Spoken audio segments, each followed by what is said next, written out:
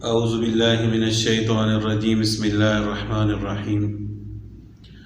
قرآن پاک کا ترجمہ اور تفسیر کا جو سلسلہ شروع ہے تو آج انشاءاللہ سورہ بقرہ کی آیت نمبر 11 سے 13 تک ترجمہ اور تفسیر عرض کروں گا۔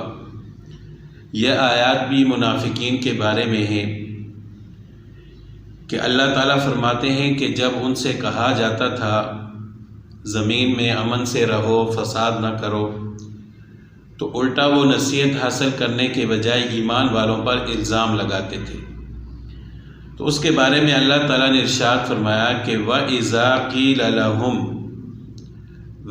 when they are told، جب ان سے کہا جاتا لَا تُفْسِدُوا فِي الْأَرْضِ do not spread corruption in the land، زمین میں فساد مت کرو۔ جب ان سے کہا جاتا کہ لا تفسدوا فی الارض، زمین میں فساد مت کرو، تو کہتے کہ قالوا انما نحن مصلحون، وہ کہتے کہ ہم تو اصلاح کرنے والے ہیں، فساد کرنے والے نہیں ہیں۔ they reply we are only peacemakers، ہم تو امن والے ہیں، اصلاح کرنے والے، ہم فساد کرنے والے نہیں ہیں۔ لیکن اللہ تعالیٰ تو ان کے دلوں کے حال کو جانتے تھے۔ اللہ تعالیٰ نے ان کے بارے میں ارشاد فرمایا کہ الا انہم، خبردار، الا کا جو حرف ہے یہ عربی زبان میں تنبیہ کے لیے استعمال کیا جاتا ہے۔ الا، خبردار، indeed they who are the fools ولکن لا یشعرون، ولکن لا یشعرون۔ اللہ تعالیٰ نے فرمایا کہ خبردار، یہی فساد کرنے والے ہیں لیکن اس کا ان کو شعور اور علم نہیں ہے۔ But they fail to perceive it, اس کو سمجھ بھی نہیں سکتے کہ ہم دنیا میں فساد کر رہے ہیں۔ تو اللہ تعالیٰ نے فرمایا کہ یہی لوگ فساد کرنے والے ہیں، یعنی جو منافق لوگ ہیں۔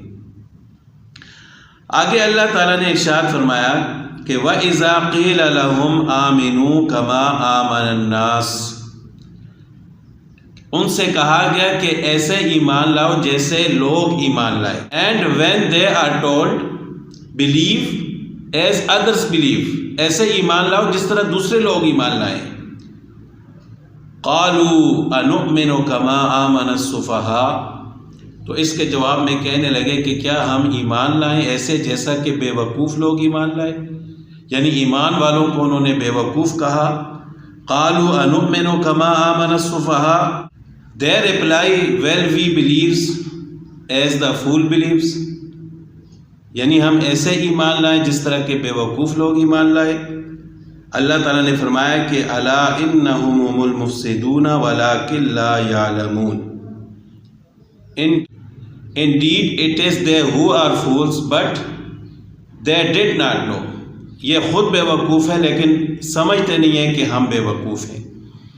تو یہاں پر ان آیات میں خاص طور پر اللہ تعالیٰ نے ان کو ایمان کا ایک معیار بتلایا کہ آپ نے کیسے ایمان لانا ہے۔ ایسے ایمان لانا ہے جیسا کہ دوسرے لوگ ایمان لائے، اور اس وقت ایمان لانے والے کون لوگ تھے؟ صحابہ کرام تھے۔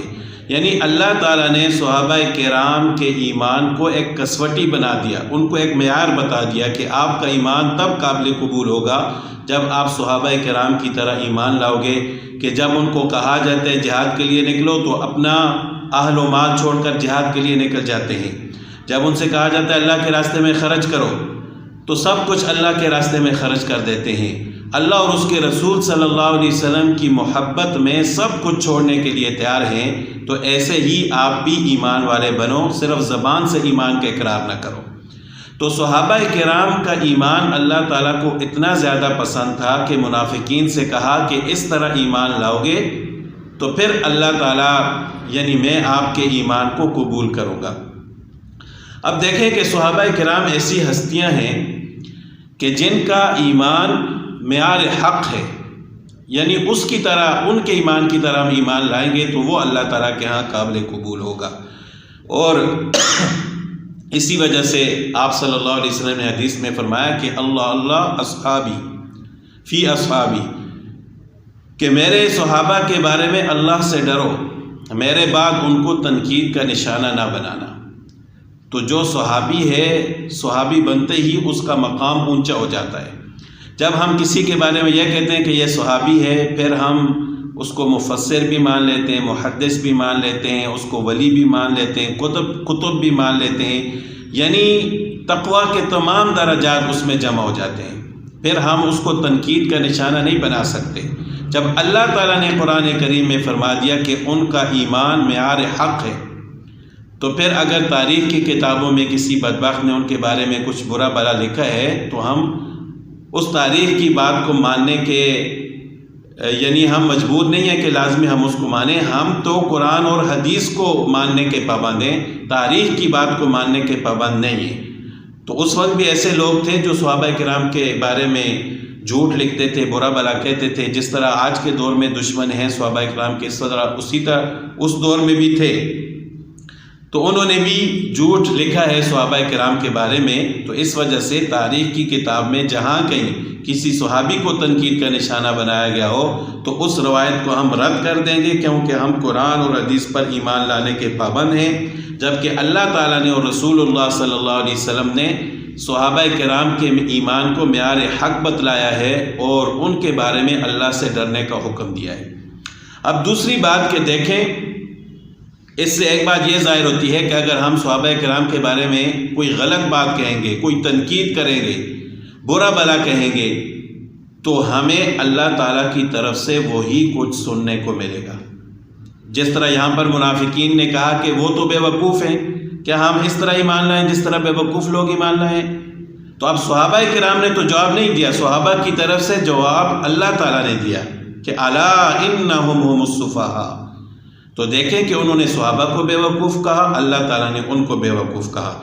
تو اگر ہم صحابہ کے بارے میں کوئی غلط بات کہیں گے، گالی گلوچ نعوذ باللہ، یا کوئی اور ایسی بات کہیں گے جو صحابہ کرام کی شان کو زیب نہیں دیتی، تو پھر اللہ تعالیٰ کی طرف سے ہمیں وہی کچھ سننے کو ملے گا۔ اگرچہ آج کے دور میں وہی تو نازل نہیں ہو رہی، لیکن ہم اللہ کی نظر میں وہی کچھ ہوں گے جو ہم صحابہ کے بارے میں کہیں گے۔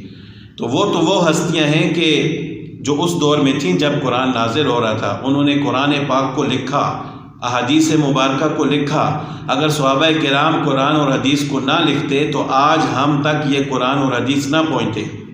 صحابہ کرام ہمارے محسن ہیں، اگر ہم ان کو ہی تنقید کا نشانہ بنائیں گے تو ہمارا دین ہی نامکمل ہو جائے گا، کیونکہ ہم تک تو دین انہوں نے پہنچایا ہے۔ اگر وہ محفوظ نہ کرتے اس دین کو تو یہ دین آج ہم تک نہ پہنچتا۔ تو یہ ہمارے بہت بڑے محسن ہیں صحابہ کرام، ہمیں ان کی قدر کرنی چاہیے، ان کے مقام کو پہچاننا چاہیے اور ان کے بارے میں اللہ تعالیٰ سے ڈرنا چاہیے۔ اللہ تعالیٰ ہمیں ان آیات پر عمل کرنے کی توفیق